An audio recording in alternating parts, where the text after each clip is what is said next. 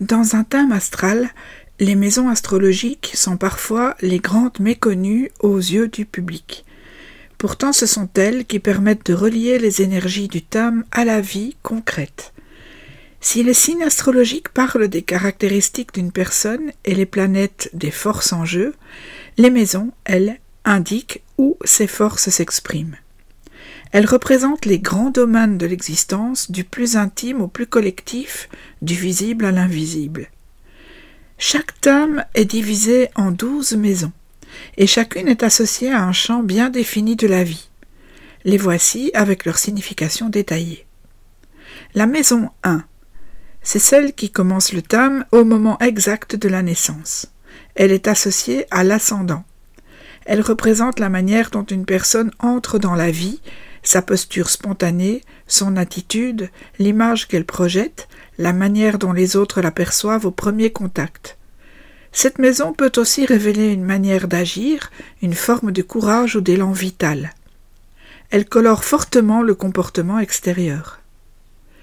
La maison 2 est la maison qui concerne les possessions, les ressources matérielles, le rapport à l'argent, mais aussi la sécurité intérieure et la capacité à construire une stabilité.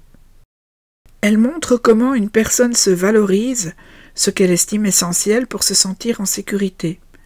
C'est également le domaine des talents personnels, parfois inexploités, mais présents. La maison 3 est celle qui est liée à l'intellect pratique, aux petits apprentissages, aux échanges du quotidien. Elle couvre aussi les relations avec les frères et sœurs, le voisinage et les petits déplacements. Elle révèle le style de communication, la manière de penser et de dialoguer avec l'environnement proche. Dans la maison 4, on entre dans le domaine des racines. Cette maison représente le foyer, l'enfance, la famille au sens large, mais aussi l'héritage émotionnel transmis par les générations précédentes. Elle parle du besoin de se poser, de construire un espace intime. Elle peut aussi éclairer la manière dont une personne envisage sa vie intérieure. La maison 5 est la maison de la création, de la joie, de l'expression de soi. Elle est associée aux enfants, aux loisirs, aux passions, au plaisir d'aimer et d'être aimé.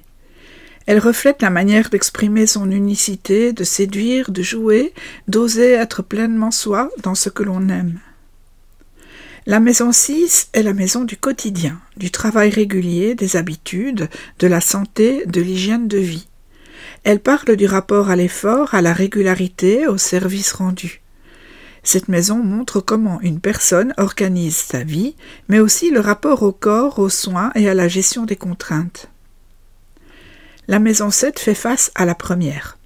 Ici, il est question de relation à l'autre. C'est la maison du couple, des partenariats, des contrats.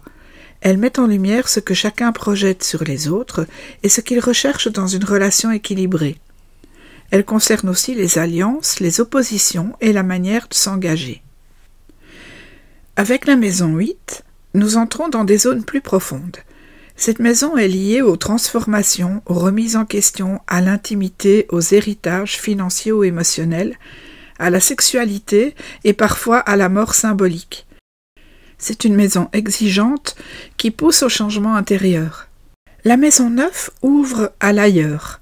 Elle est associée au voyage lointain, à la découverte d'autres cultures, à la philosophie, aux croyances, à l'enseignement supérieur.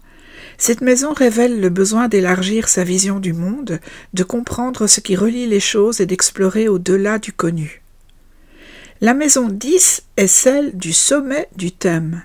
Elle parle de la vocation, du rôle social, de la reconnaissance, de la carrière et de l'image que l'on construit aux yeux du monde.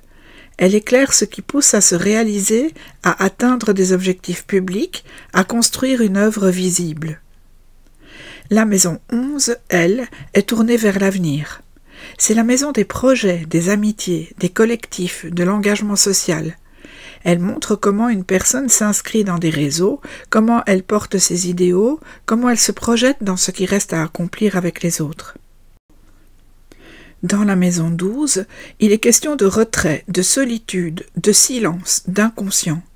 Cette maison parle de l'intériorité profonde, du lien au spirituel, mais aussi parfois des épreuves ou des enfermements symboliques.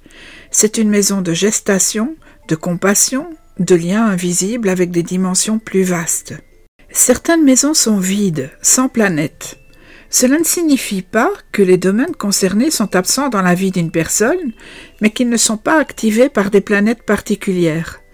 D'autres maisons, très habitées, signalent des zones d'expérience intense, parfois chargées, qui prennent une grande importance dans la trajectoire de la vie.